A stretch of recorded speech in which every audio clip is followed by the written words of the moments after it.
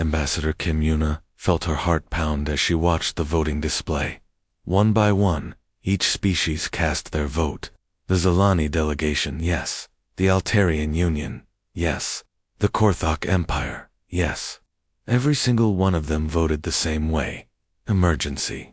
Decree 7741 had passed. Humans were now banned from all combat in the galaxy. Prime Counselor Velenith rose from his seat. His body was made of living crystal that changed colors when he spoke.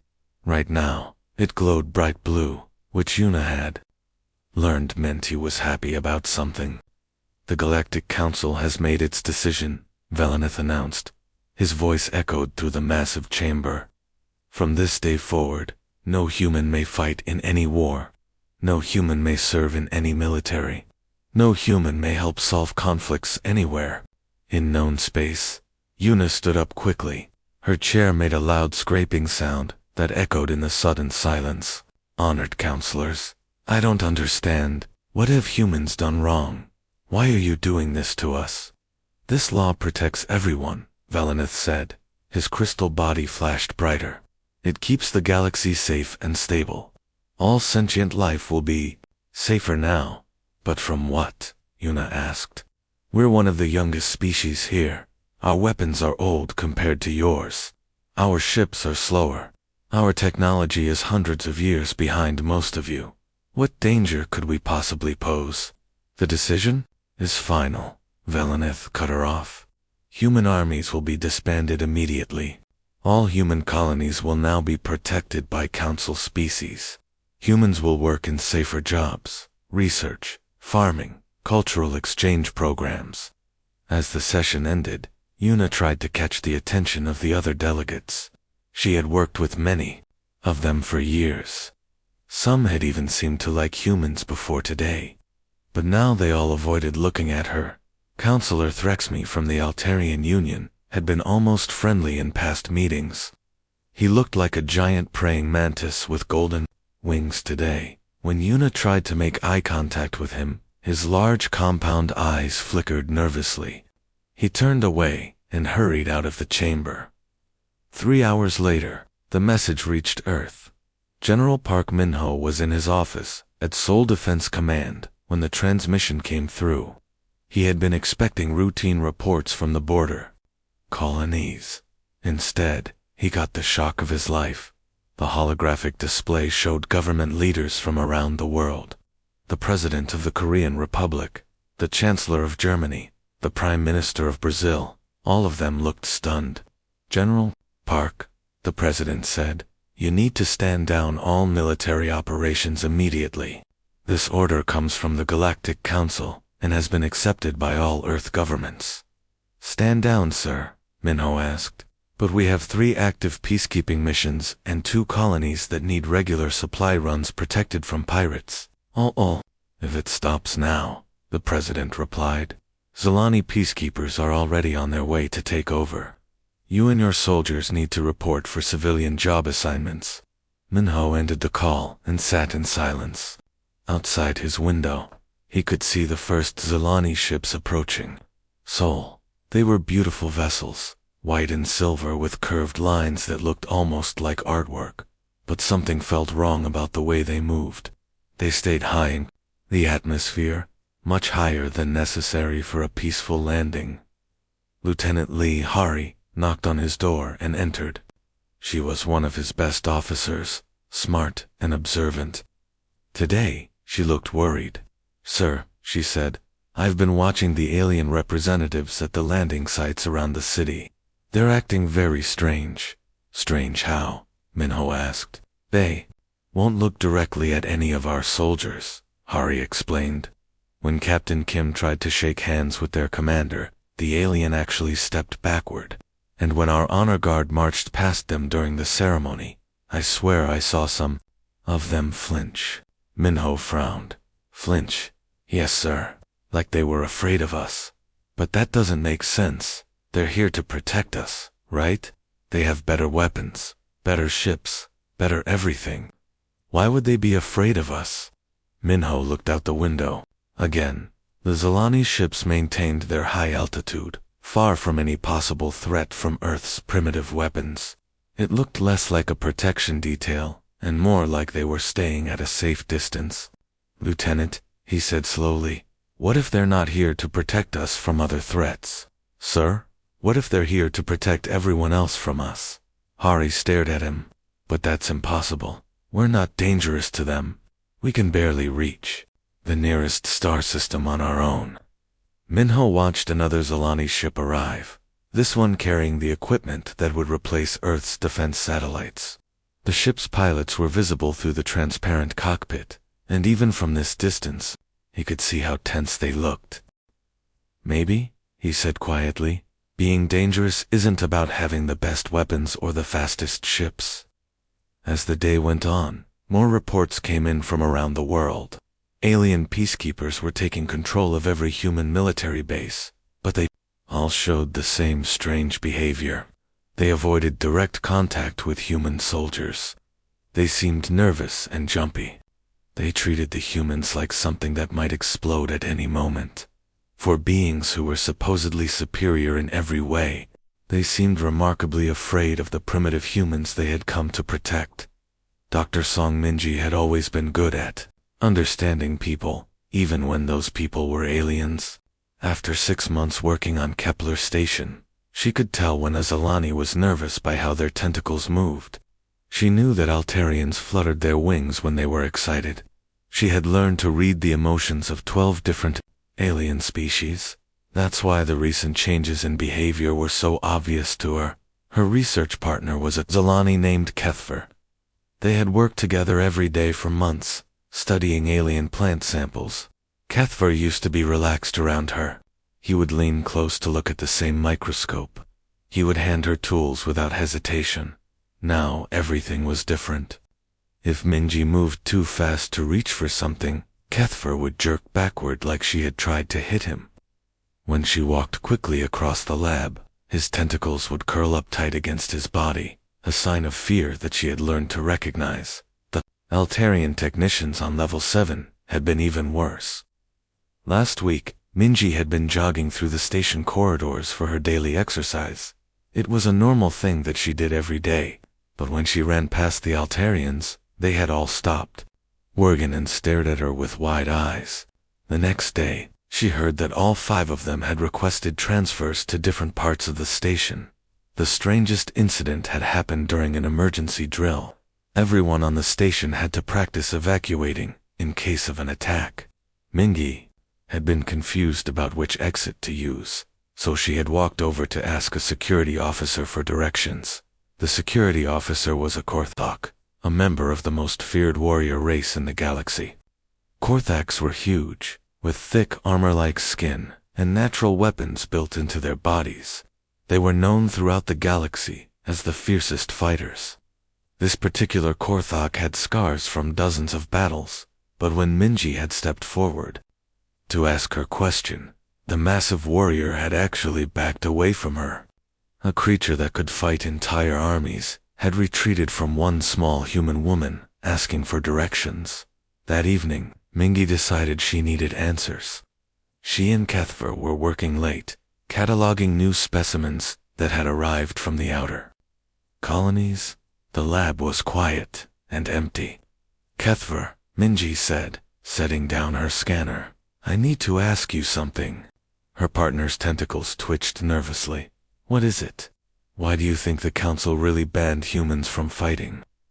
Kethver went very still. His tentacles stopped moving completely, which meant he was extremely worried about something. The council said it was for galactic stability, to keep everyone safe. That's what they announced publicly, Minji said. She turned her chair to face him directly. "But what's the real reason?" For almost a full minute, Kethver said nothing. He stared down at the specimen samples, like they were the most interesting things in the universe. Finally, he spoke in a voice so quiet that Minji had to lean forward to hear him. "Because they're terrified of you." Minji blinked in surprise. "Terrified of humans? But that doesn't make any sense. We're one of the newest species in the council. Our weapons are primitive compared to yours. Our technology is hundreds of years behind most alien civilizations. It's not about technology, Kethfer said quickly. His voice was shaking now. It's not about weapons or ships or anything like that. Then what is it about? It's about what happens when humans fight. Kethver's tentacles were curling and uncurling rapidly, a sign of extreme distress. There are records, old files from when humans first made contact with other species, before the ban was put in place. Minji felt her heart beating faster. What kind of records? The kind that give Korthok warriors nightmares, Kethfer whispered. Across the station, Maintenance Chief Chodeho was making his own disturbing discovery. He had been asked to review shipping manifests for supplies going to the outer colonies. It was routine work that he did every month. But this month's manifest for Meridian Colony contained something strange. Meridian was supposed to be a peaceful farming colony. The settlers there grew food crops and raised livestock.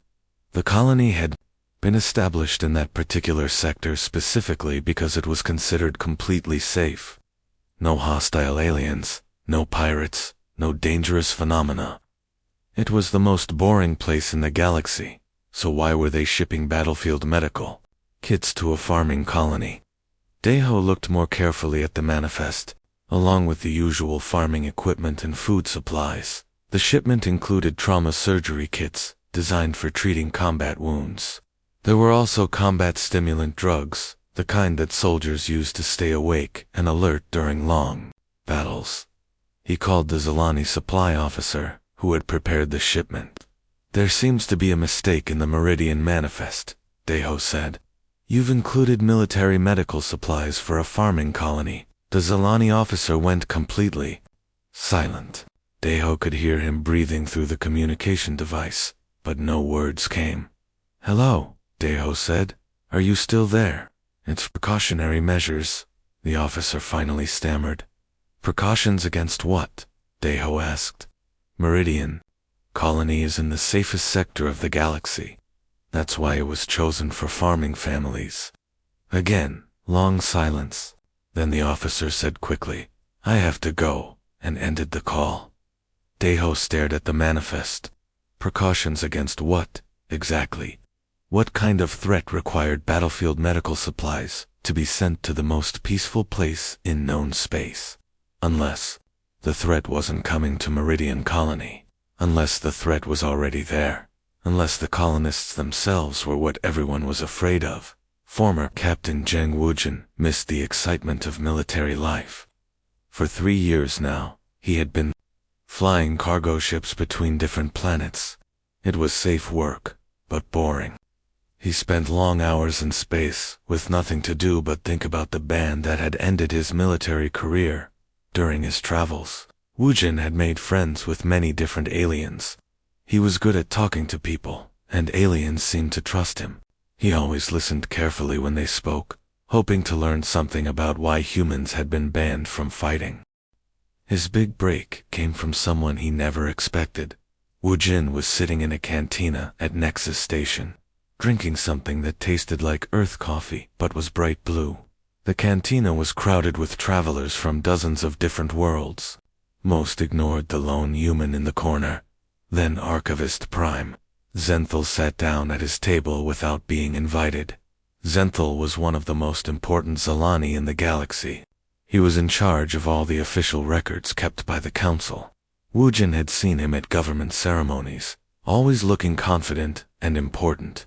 But tonight, the old Zalani looked worried and guilty.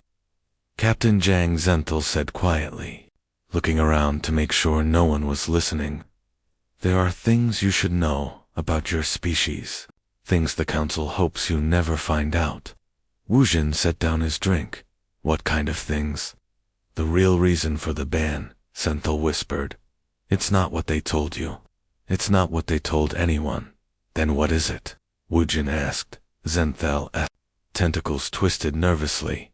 I can't tell you here. Too dangerous. But I can show you where to find the truth. If you're brave enough to look. 2 days later, Wujin found himself in a place he never thought he would see, the restricted section of the Galactic Archives. Zenthal had given him access codes that opened doors, marked with warnings in 12 different languages. The room was huge and dark, filled with data storage units that hummed quietly. Most of the files here were so secret that only a few beings in the entire galaxy were allowed to read them. Wujin sat down at a terminal and entered the codes Zenthal had given him. His hands shook slightly as he opened the first file. Terran Combat Analysis Incident Report 001, he read. The report was about something that had happened at Mining Station Beta 7. A group of Korthok raiders had attacked the station. Everyone knew that Korthoks were the fiercest warriors in the galaxy. They had conquered dozens of worlds. But at Beta 7, something impossible had happened. 2 human mining engineers had fought off 47 Korthok warriors. The humans had only been armed with tools used for mining, welding torches, metal cutters, and explosive charges meant for breaking rocks. When the fight was over, 47 Korthoks were dead. Both humans had survived, though they were badly wounded. The report included statements from the Korthok survivors. They said the humans had fought in ways they had never seen before. The humans seemed to know exactly where the Korthoks would attack next. They kept fighting, even when they were bleeding badly from wounds that should have made them collapse. One Korthok warrior wrote, "They felt no pain. They showed no fear. It was like fighting demons." Wujin opened the second file with trembling fingers. This one was about the Battle of Proxima. Relay. A human merchant ship had been carrying supplies when they ran into a Thanari military fleet. The Thanaras were forcing all ships to surrender, so they could steal the cargo.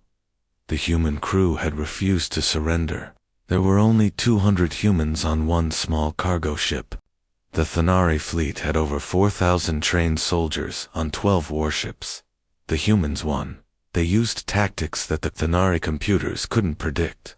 They turned their cargo ship into a weapon by ramming it into enemy vessels. They used the ship's industrial equipment to make bombs. They even used the artificial gravity systems as weapons by turning them on and off to confuse enemy boarding parties.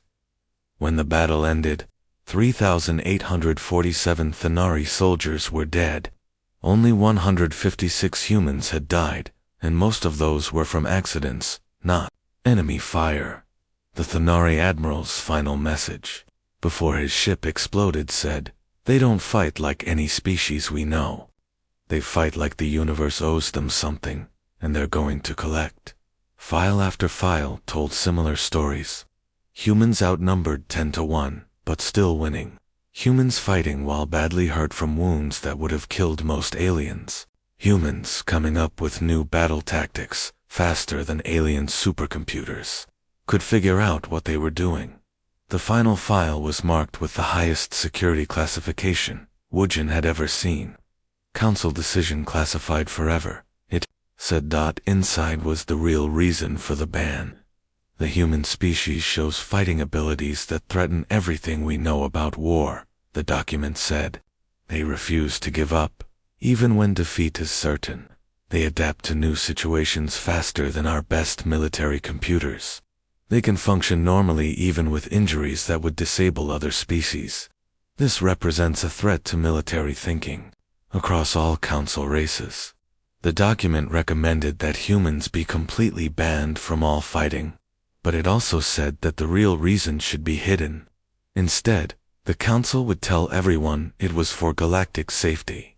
At the bottom was a note: "The truth must never be told to humanity." Wujin closed the files and sat in the dark room, his mind spinning. Humanity hadn't been banned from fighting to protect other species. They had been banned because they were too dangerous, too good at war, too frightening for the rest of the galaxy to handle. The other species weren't protecting the galaxy from humans. They were protecting themselves. Colony Administrator Bay Sola had always believed the Galactic Council would protect her people. Meridian Colony was built in the safest part of the galaxy, far from any danger. The colonists were farmers, teachers, and engineers who had come here to live peaceful lives. A group of Zalani warships stayed in orbit around the planet, ready to defend them from any threat. Sola never thought she would need to test that protection. Until today. The alarm in her office started screaming at exactly 14:30 local time. Red lights flashed as the automated system detected unknown ships approaching the planet. Sola ran to her communication panel and opened a channel to the Zalani garrison. "Commander Vextel," she said, trying to keep her voice steady, "we're showing unknown contacts on our sensors. What's the situation?" The reply came back immediately, but Commander Vextel's voice was filled with panic. "Administrator Bay, we're detecting massive Korthok assault forces approaching your planet. This is a full invasion fleet." Sola felt her blood turn cold. Everyone in the galaxy knew about the Korthoks. They were the most feared warriors in known space. They conquered planets for sport and enslaved entire populations.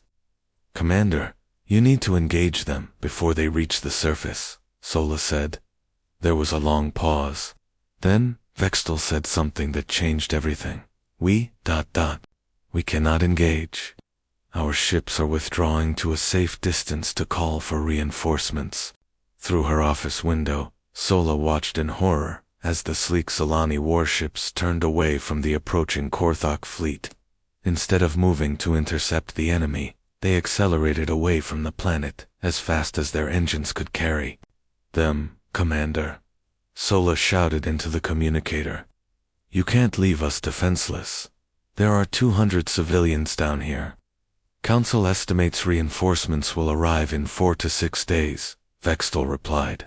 His voice was getting fainter as his ship moved farther away. 4 to 6 days. Sola stared at her sensor display. The Korthoks will be here in 6 hours. The communication channel went dead.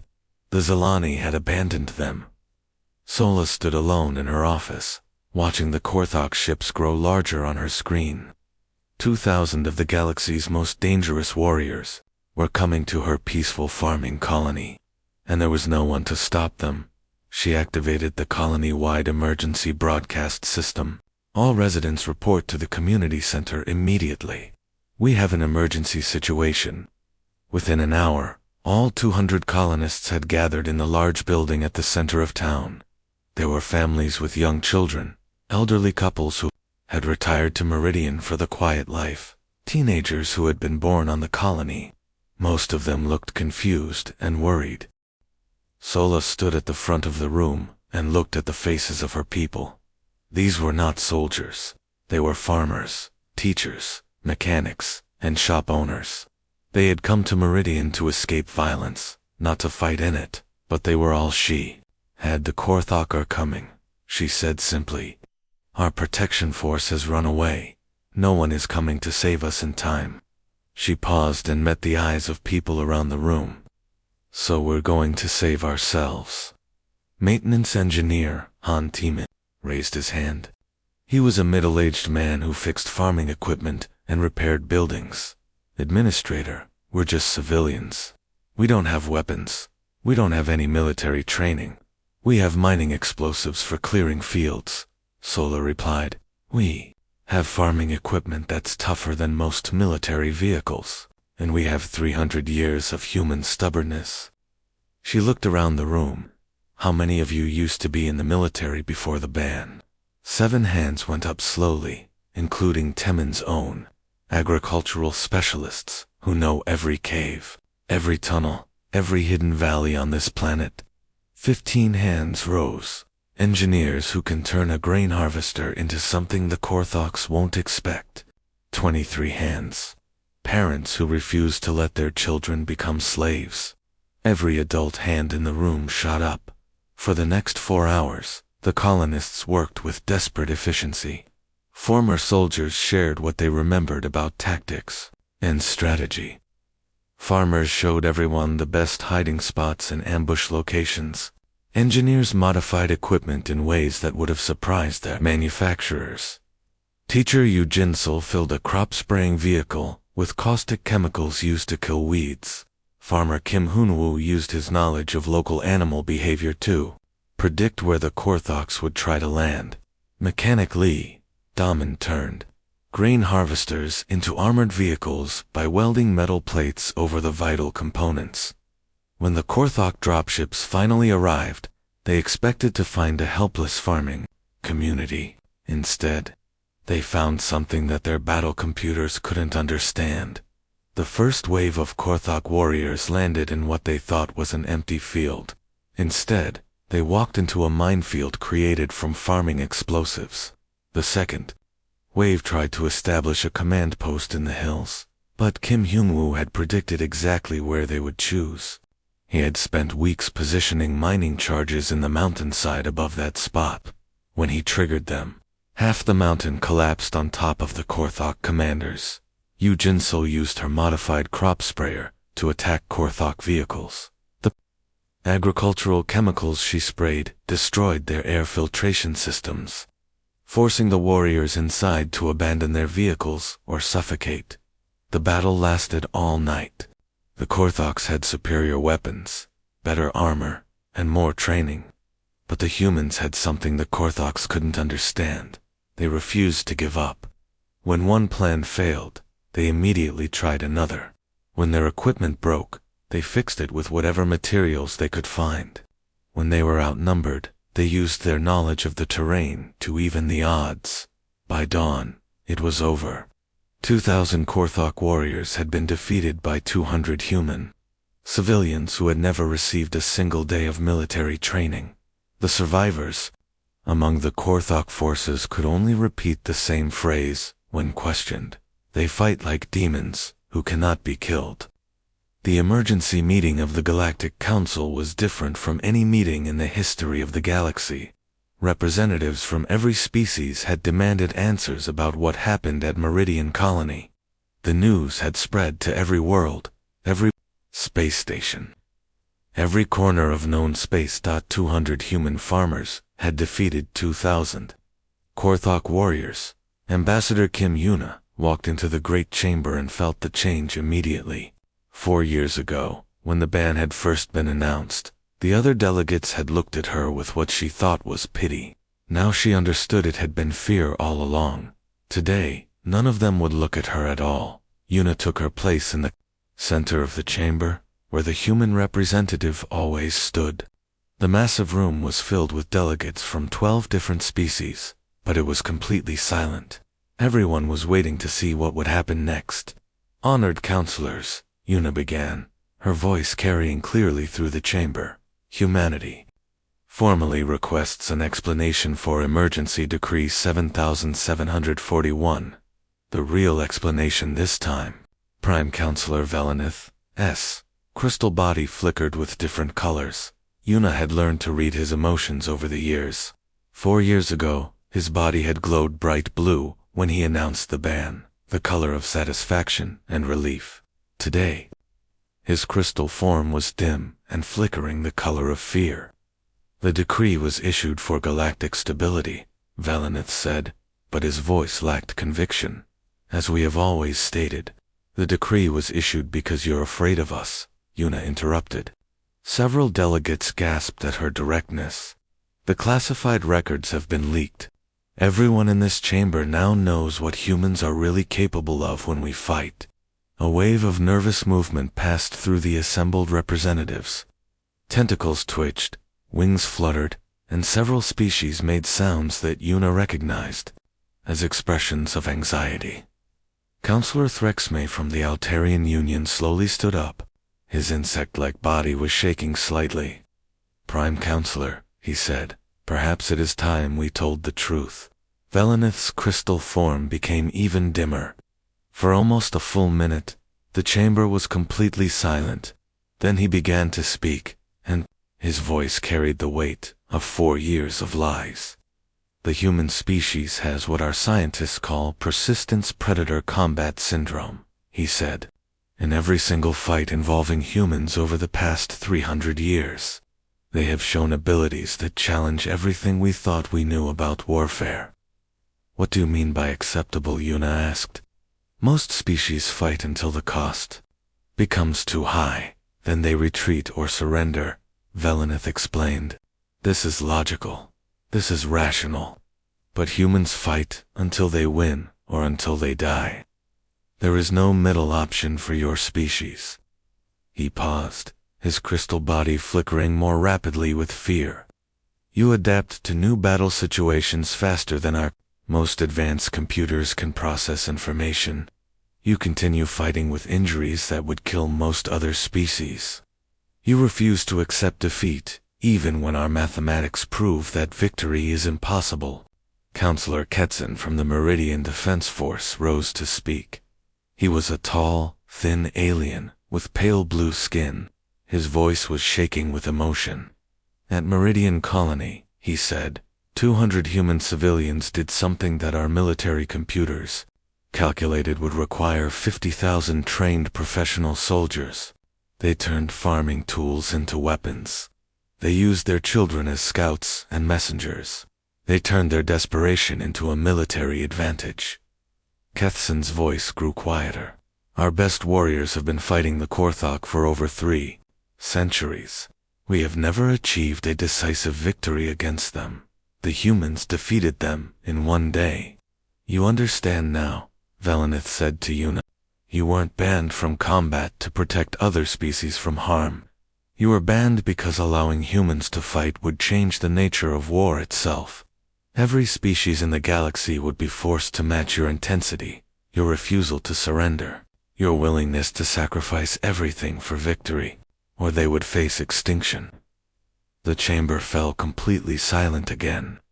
Yuna looked around at the representatives of 12 different species, seeing the fear in all of their eyes. "And now?" she asked simply. "Now the galaxy knows the truth," Velenith replied. "The question is, do we lift the ban and accept that humans will change what it means to fight a war?